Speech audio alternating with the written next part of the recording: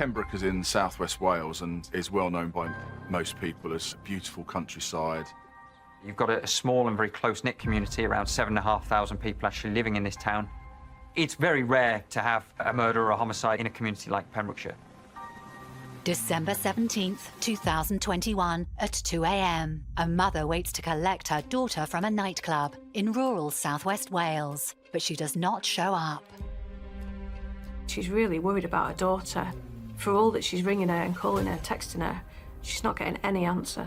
It's incredibly dark outside. It's all-consuming. Your mind is thinking the worst possible nightmares. She wondered, what's going on? Is my daughter safe? The police start to gather as much evidence as they can, and they start to build a case. A rural community rocked by a shocking murder. It's a place where you could never imagine that something terrible would happen. She'd lost her beloved daughter. This man was evil.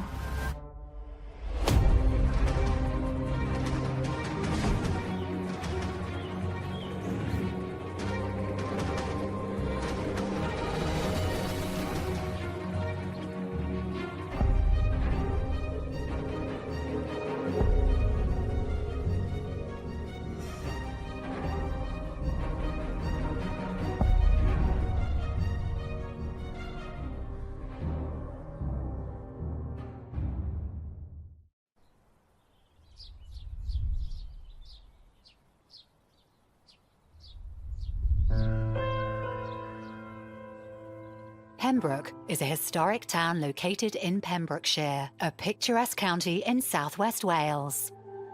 Pembroke is really the western half of West Wales. It's a beautiful area, both close to the sea and in the lovely rolling hills. It is a very, very rural area. You've got a small and very close-knit community, around 7,500 people actually living in this town. Everybody tends to know each other. Even people who live miles away, it's because they are still neighbours.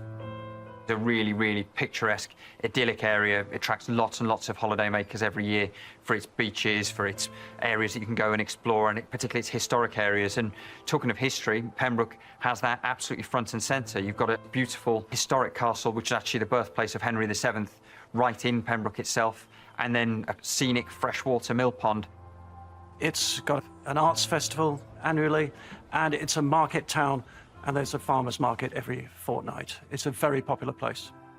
Pembrokeshire is exactly what you think about when you think about the Welsh countryside. It's hills, it's picturesque, it's idyllic. A very kind of picture postcardy area, if you will.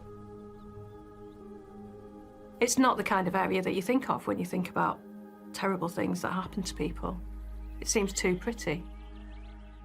On the night of December 16th, 2021, 18-year-old Pembrokeshire resident Lily Sullivan goes out with her friends.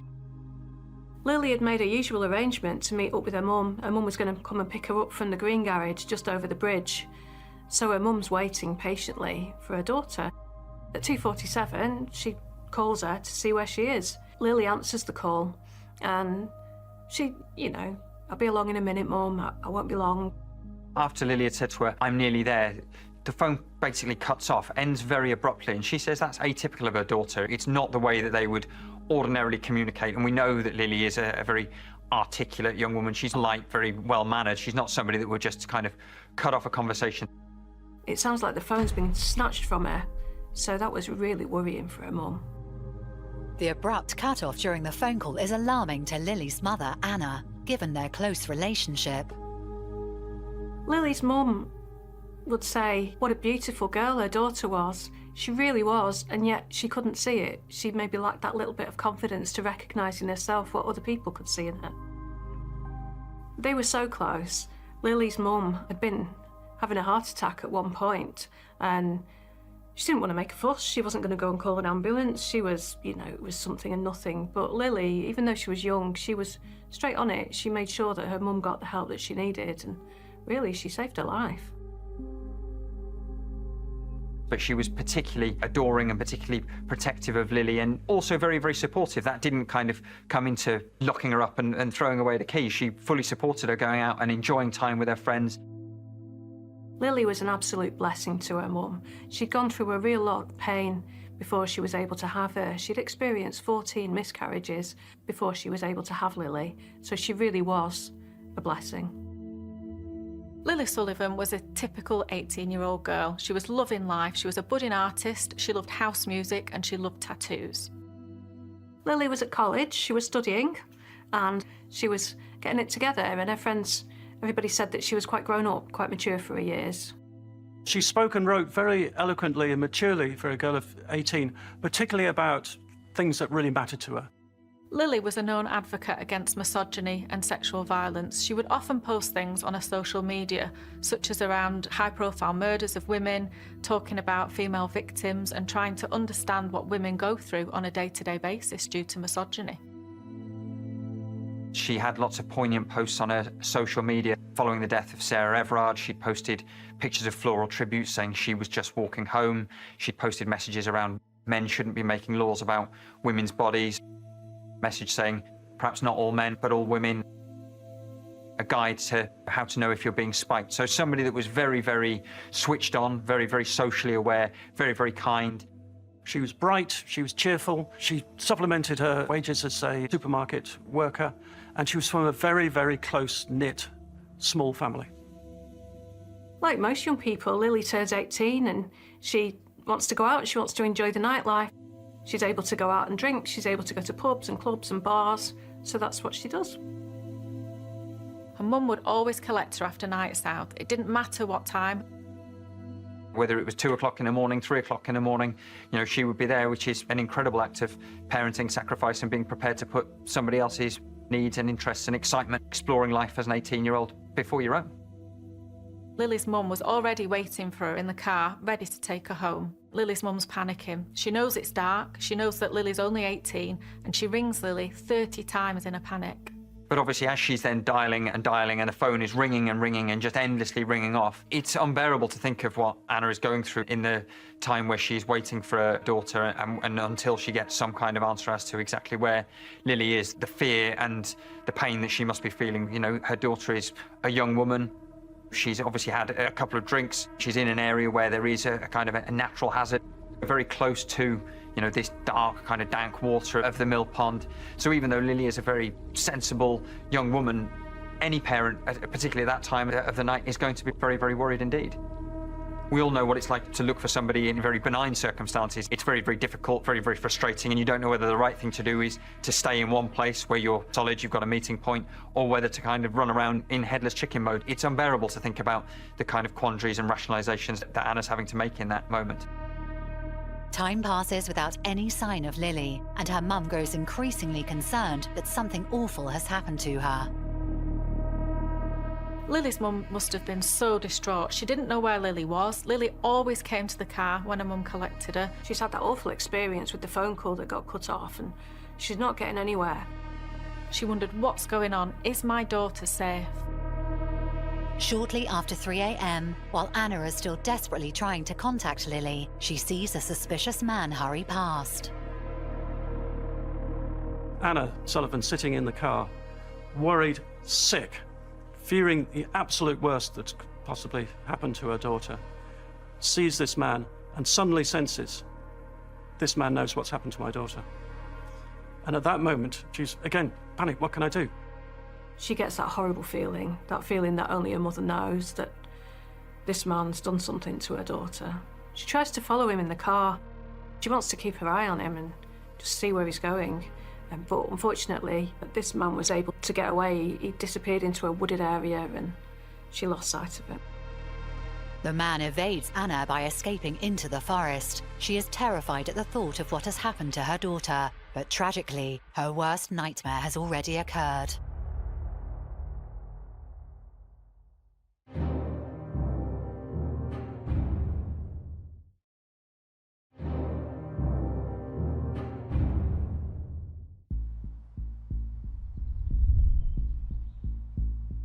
In the early hours of Friday, December 17th, 2021, Anna Sullivan fears that her 18-year-old daughter, Lily, is missing.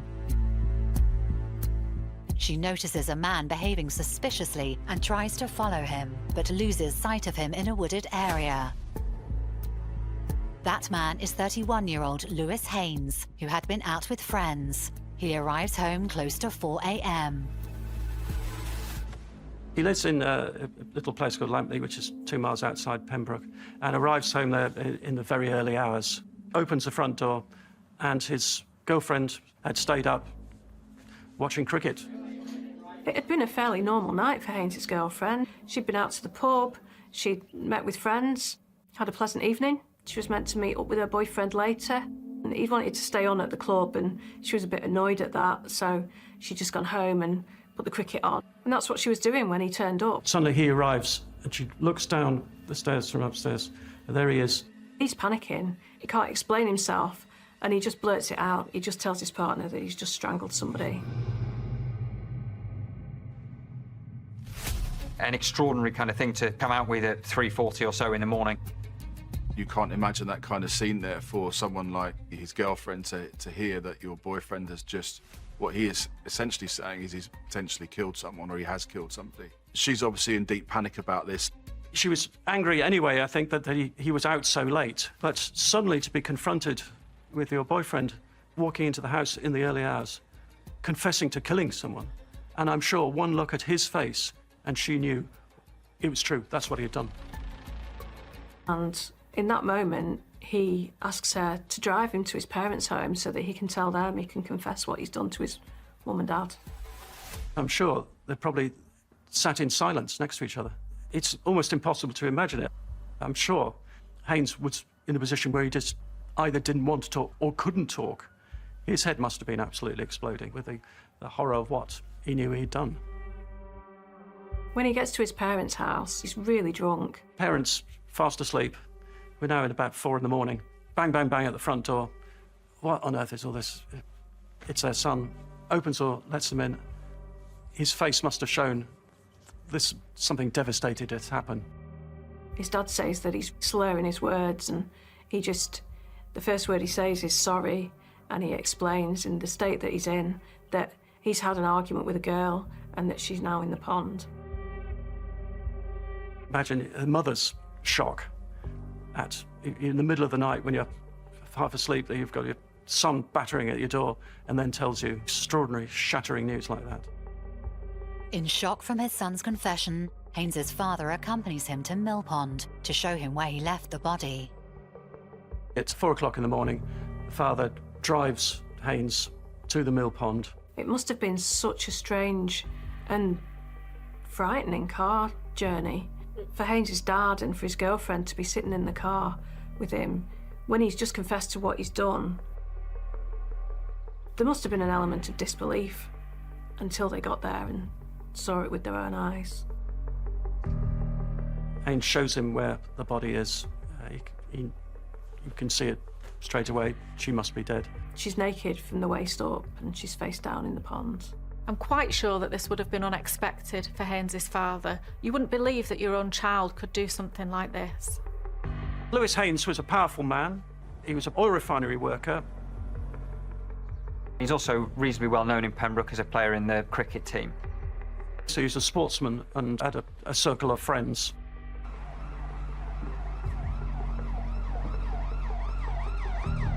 Police arrived at the scenes after Haynes' father called them.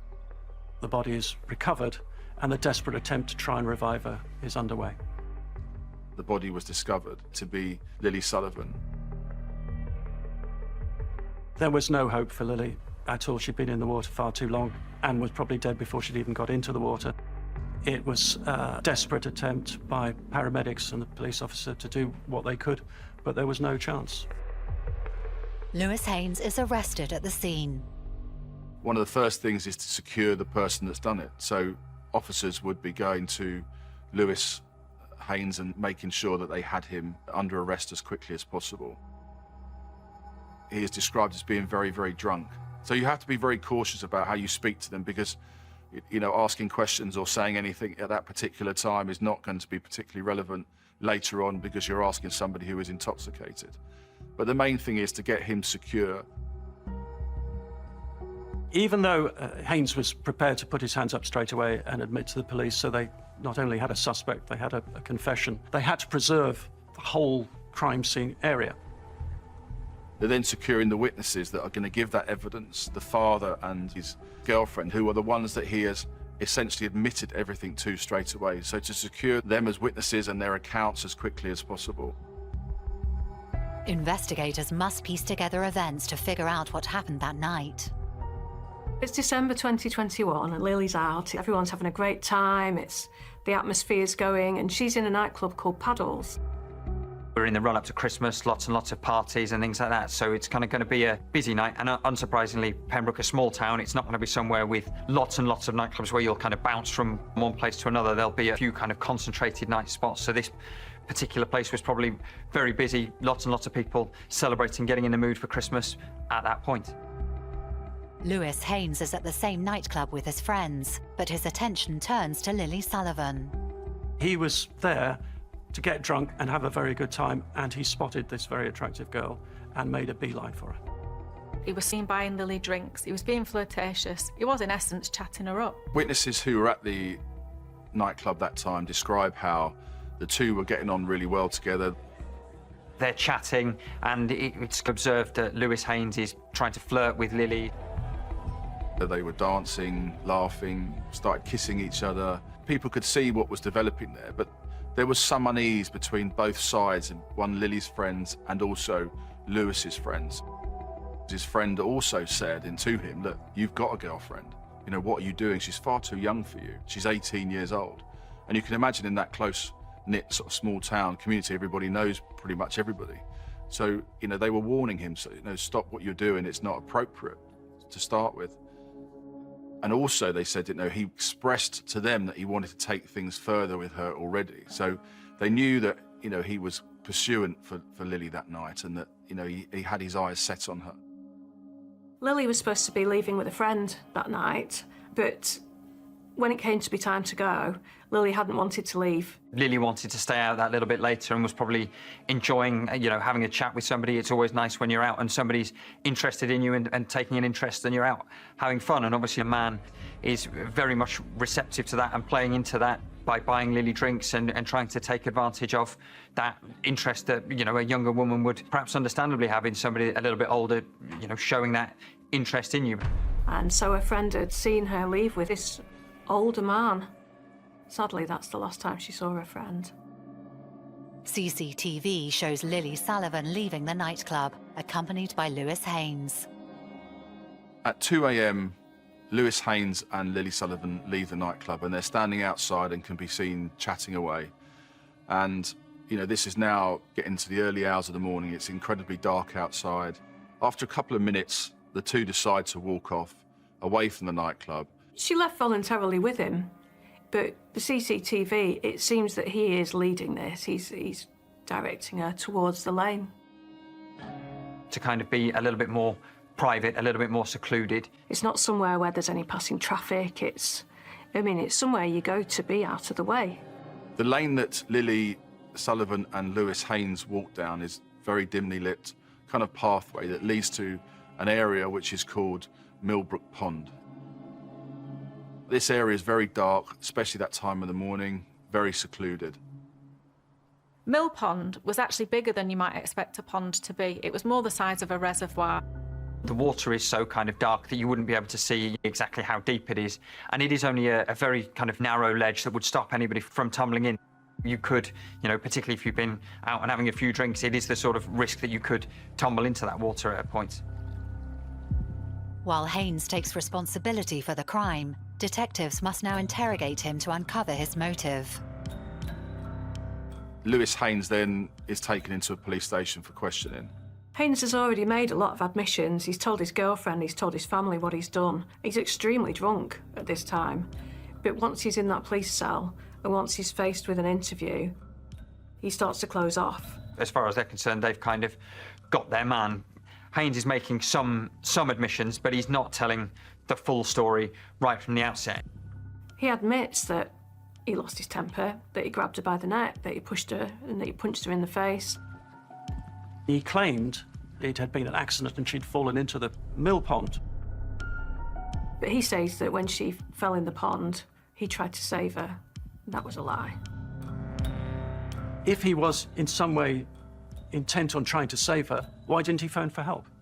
He didn't phone at all. He just walked home. He could have summoned the ambulance, anything, to try and save her, and he decided not to. At this point, Haynes froze up a little bit. He started giving no comment responses during interview. On some occasions, you know, potentially when he feels comfortable talking about something that he knows happened, he will say something. So he admits to things like kissing her and talking to her in the nightclub. Probably certain things as well that he can't really deny because there are so many witnesses to what happened on his side and on Lily's side as well.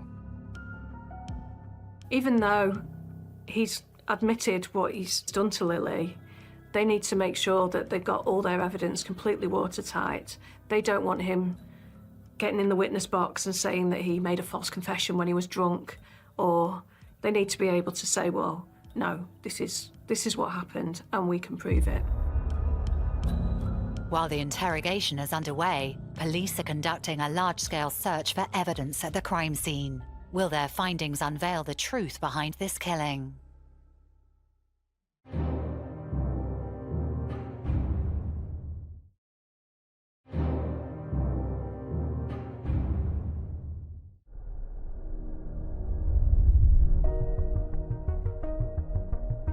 December 17th, 2021, 31-year-old Lewis Haynes is arrested at the Mill Pond in Pembrokeshire after he confesses to killing a girl and leaving her face down in the water.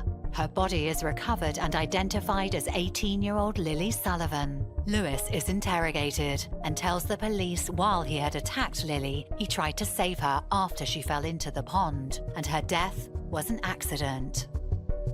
Now, investigators are at the crime scene to unveil the true nature of this killing. It's very difficult to, in the darkness, in a small little town like Pembroke, to mount a massive investigation in these crucial first hours.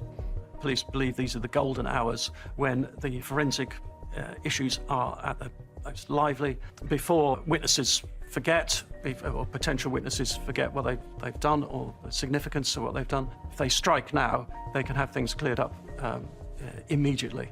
The longer it goes, the more difficult it becomes. You have this huge crime scene. Nightclub itself would be a crime scene. The route towards the nightclub would be a crime scene. The alleyway that goes down towards Millbrook Pond and all that surrounding area. Also, you have to consider that as Lewis Haynes leaves that area, his route back to his house is essentially a crime scene. Has he dropped anything of his own personal property? And then where he goes into his girlfriend's house, where he goes to his father's house, all of these become subsidiary crime scenes where there could be some form of evidence that could help for a future prosecution. After securing the crime scene, police commence their search for evidence. First of all, they found Lily's discarded top in vegetation near to the mill pond, totally dry. The top half of Lily's body was naked, and the police noted that her overclothes, her top and a crop top, were dry elsewhere but nearby. This told them that her top half of her clothing was removed prior to her going into the water. This suggested to them that there may have been a sexual assault motivation to this killing. They also found her handbag with a zip with clumps of her own hair in it, almost as if she had tried to wield it to fight him off in the scuffle, and her hair caught in the zip of her handbag. In the alleyway itself, they found her discarded phone with the 30 missed calls from her mother, her tobacco tin from her handbag, and her leather jacket, which clearly, again, had been ripped off by Haynes. This was the area of the scuffle, of the fight, of the strangulation. There was blood on the ground there, and it was Lily's blood. Lewis Haynes is searched for further evidence. The police start to treat him as a crime scene himself. So you're removing clothing, you're taking swabs from him, all those things that you would need to link him to the attack. Blood belonging to Lily Sullivan was found on Lewis Haynes' jogging bottoms, which gives you this evidence that there is very close contact between them at the time that she is being injured as well. So this is all supportive evidence to back alongside what he's also said himself, which was that he was the person that did it. But things can change at any time with what somebody says. So you need that supportive, that corroborative evidence through forensics, through post-mortems, to still build up your case ready for anything that happens within the judicial system afterwards. Police find that the evidence at the crime scene did not match with Lewis's version of events. This was not an accidental killing. Lily's scattered belongings, the dry crop top, and her blood that was found on Lewis's clothes pointed towards an attack that escalated to a brutal murder. They're looking at the cause of death now. What caused Lily Sullivan's death? The post-mortem that followed the discovery of Lily Sullivan's murder showed that Lily had quite a lot of injuries around her body. You can learn an awful lot about what has happened from a victim's body. You know, a victim that maybe has had the chance to fight back, you might expect to see some defensive injuries, or even something as simple as skin under their fingernails where they've scratched out an attacker. The type of injury sustained by Lily Sullivan not only show that she'd been attacked very viciously and very brutally by Lewis Haynes, but also that she hadn't even had the chance to fight back. He'd blindsided her and struck her with such force and overpowered her so quickly that she hadn't even been given the chance to fight back. There was bruising around her neck, which indicated strangulation. Bruising around the eye, the cheek, collarbone, her arms were scratched. There was bruising on her arms as well. There was no evidence of water in her lungs or anything like that, that she'd been alive at that point. She'd very, very clearly been strangled by Lewis Haynes prior to being put into the water. There was nothing to suggest that there'd been any sort of ligature. The findings were consistent with manual strangulation.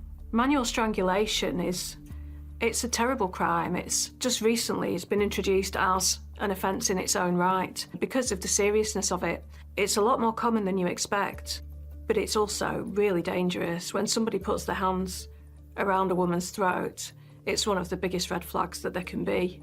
He's putting his hands around her neck in that way. It's scary. It's a scary offence. Using CCTV witness statements and evidence found at the scene, police are able to reveal the true nature of the killing after Lily was led down the alley while her mother was waiting for her. As Lily and Lewis started walking the alleyway that goes down towards Millbrook Pond, Lily's mother called her. Now, there is a call that connects around that time. Lily says, "Well, I'm on my way," but the call cuts off very sharply. So obviously now she's terrified about where Lily is and what she might be doing. It seems that at this point, Haynes has taken the phone from Lily. She doesn't want to go any further with him. You know, they've had their fun. She wants to go home. That's it. But unfortunately, he doesn't think the same. After hearing that news that he didn't want to hear, being rejected, Haynes starts to force himself on her. Unfortunately, in my job, I see a lot of cases where men have responded aggressively when rejected by women. Quite often that's underpinned by sexual entitlement attitudes and can evoke a really angry response, and that results in aggression and can result also in sexual aggression. It's likely that he had these sexual entitlement beliefs, that he couldn't manage his emotions, surprised at being rejected, expecting sex. Developing sexual entitlement views can vary from person to person, but quite often it's their experiences across their life, experiences in relationships, what's been modelled to them, what they witness and what they take on board and develop into their own attitudes. And attitudes, once developed, are ingrained. So somebody who is expecting sex from partners is outraged at being rejected. That's difficult for them to cope with. We can understand an aggressive response in this context, but it doesn't excuse it. Violence is always a decision. At this point, we can only imagine Lily's panic, in fear for her safety. She's outside with someone she thought she trusted, and they're taking advantage and assaulting her. Lily must have been terrified. She was well aware of the dangers, the things that can happen to women. She was vocal about it, and yet here she was with this older man attacking her. She had no phone, she couldn't call for help, she was in a remote location. It must have been absolutely frightening for her. The police discovered CCTV footage which was so graphic and so upsetting that it wasn't even played within the future court case. But what was said is that at the time that Lewis Haynes has started to push himself onto Lily Sullivan, that she said she didn't want to take it any further, essentially telling him to stop. It's something which he didn't like and didn't want to happen. Lewis Haynes was known as somebody that didn't like to be told what to do. He wanted to be in control, and that's when he escalated the violence and the attack on Lily Sullivan. The rage that is inside Lewis Haynes has taken over, and he actually starts to strangle Lily Sullivan. And so much so that her property is now falling out of her pockets. It's strewn along this pathway. The discarded elements of the tobacco tin, the phone and the leather jacket in the alley showed that she had not in any way gone to the side of the pond voluntarily. No, he had dragged her there as he was trying to hit her, and he was trying to strangle her, and that's why things just exploded all over the place. The idea that she had been willing to go further with him than she had at the time, it is impossible. That never, ever happened. There's a neighbour who's woken by the sound of a woman's scream. Also, in a barber shop nearby, another neighbour could hear sounds of scuffling between a man and a woman, clearly in some sort of dispute. It's easy to say from this, why didn't they intervene in those circumstances? In the early hours of the morning, very few people would have left the comfort and safety of their own home on a whim, just in case. They couldn't possibly have imagined what was happening. He strangled her till she's passed out. He doesn't know if she's alive or if she's dead, but he's not taking any chances. He drags her down the lane and he either throws her in the pond or he puts her in the pond. One way or another, Lily ends up face down in the water. After he kills Lily and drags her into the pond, Haynes flees the scene. He's caught on CCTV walking across the bridge past the school, acting at some stage very casually, another case really strangely. He's described as being quite flustered. He's got his head in his hands, he breaks out into a little run, stops again, arms going everywhere, looks as though there's a deep panic inside him. Running across roads which didn't have any traffic in, until he comes to Lily's mother's car parked by the petrol station. And from that moment, their eyes meet, and both their lives change from that moment. With evidence gathered and the events of the murder pieced together, police are determined to bring Haynes to justice. With all the evidence that they have, the police, having approached the Crown Prosecution Service, have enough to charge Lewis Haynes with the murder of Lily Sullivan on the 20th of December 2021. Now that 31-year-old Lewis Haynes has been charged with the murder of 18-year-old Lily Sullivan, the prosecution build its case against him. In court, will Haynes confess to murdering Lily, or will he maintain that it was an accident?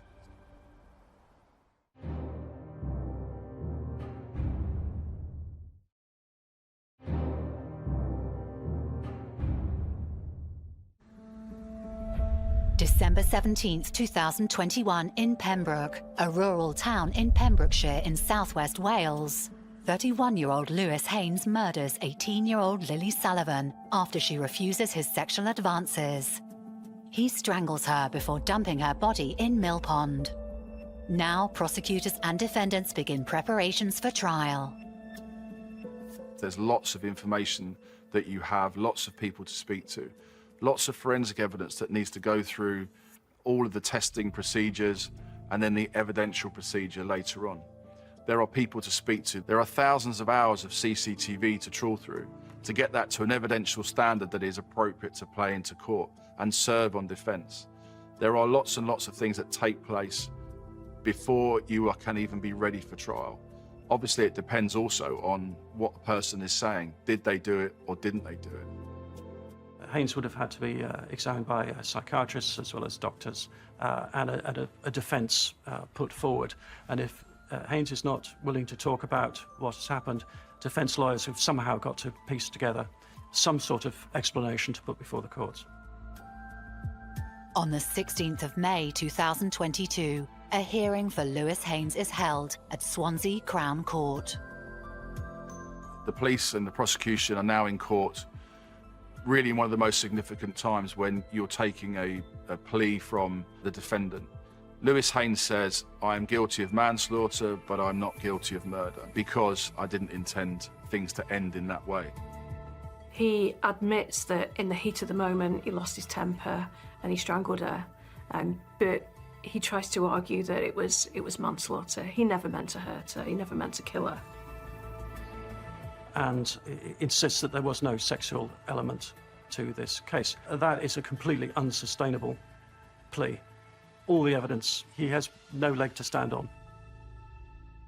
You're preparing for that trial to prove that he murdered her and all the actions he did, whether or not he planned it then, but at that moment made that intentional plan to kill her. That's when you're preparing for that. So more evidence in the background is still being formulated with the forensics, witnesses and everything else. And eventually, actually, what happens is that on the 13th of June 2022, there is another court hearing because they're due to start the trial on the 20th, some week later. But Lewis Haynes now, seeing the overwhelming evidence that the police have put in front of the court with the prosecution case, you know, the fantastic work that the SIO did with his team and all those support networks that he has around him, causes Lewis Haynes to change his plea from not guilty of murder to guilty of murder. But as he sees the strength of the case building against him, it becomes more and more difficult for him to run that kind of defence, and he takes the perhaps pragmatic decision, well, if I plead guilty to murder, at least there's some reduction to that. Thankfully and blessedly, Lily's family aren't going to have to go through the ordeal of a full trial. So that's the approach he takes, but there nevertheless has to be a hearing to establish the aggravating factors around the killing, because while he accepts he's guilty of murder, he doesn't accept this kind of sexual aspect to it, that he is spurned. You know, perhaps it's his pride that stops him from going down that avenue, or perhaps it's him thinking that if he can somehow be spared that it will stop that aggravating element being added to his tariff and the time that he's going to spend in jail. The trial commences on the 20th of June. A large number of Lily's loved ones attend to support her, hoping justice will be served. Now, Lily was clearly loved by her family and the wider community. The amount of people in court for her, listening to this gruesome evidence, was really telling of that. Lily's got massive support in court. She was a popular, beautiful young woman that was standing up for women's rights, and the very thing that she stood up for had happened to her.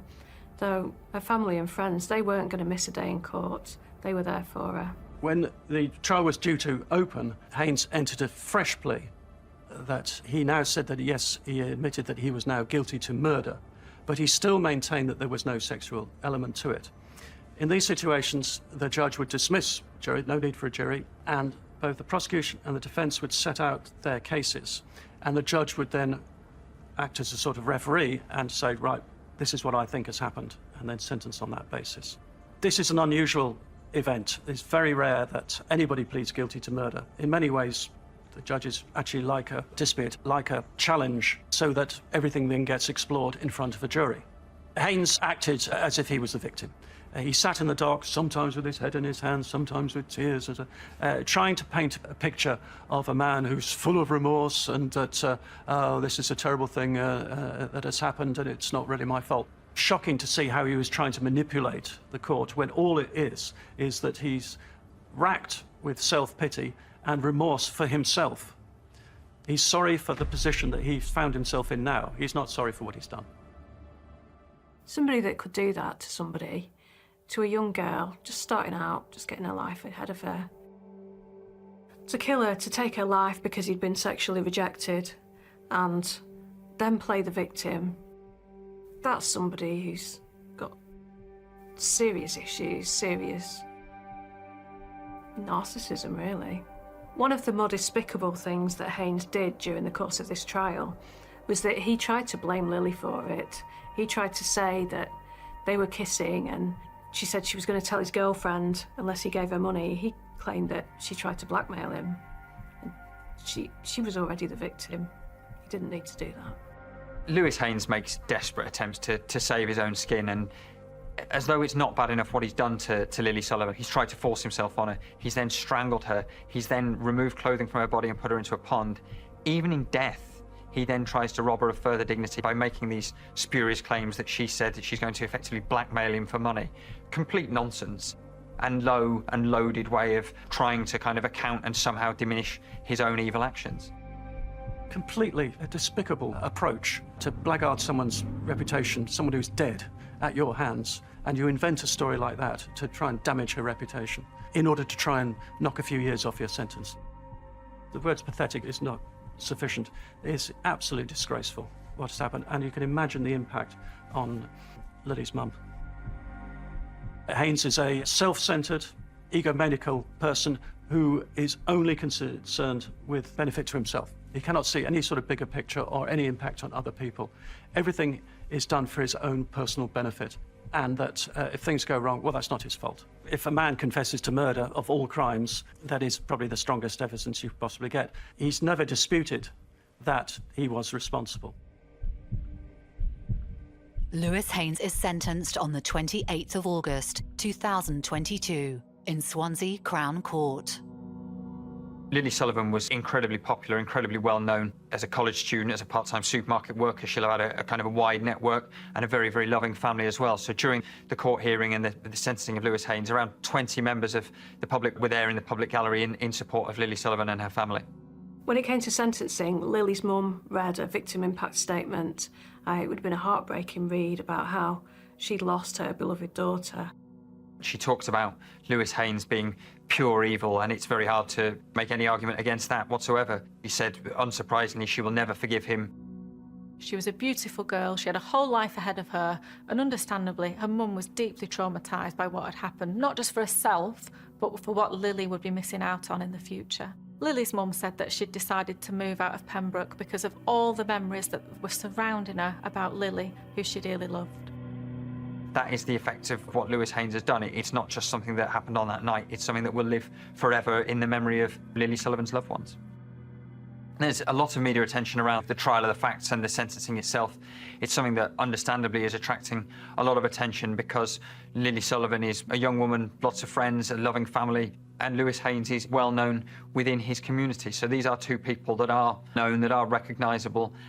You know, even if you don't know either of the parties or their families or even Pembroke itself, there is an almost everyman kind of feel to a case like this. You know, very many people, you know, whether they have done it themselves or are parents to teenagers, lots and lots of people go out every single night of the week, all across the UK and across the world, enjoying themselves and should be able to do so without fear. Cases like this attract a lot of attention because they strike fear into people about an otherwise kind of very safe set of circumstances. Lewis Haynes received 23 years and 4 months imprisonment before he's eligible for parole. And that means that there is no serving half and getting out for good behaviour and all those kind of things that people have that concept of when you've murdered somebody. But the important thing is that for 23 years and 4 months, he's got to behave himself in prison. This is significant for people to understand also that it probably would have been a lot higher than that as well. Because of the sexual element to this, he started with a starting point of 30 years.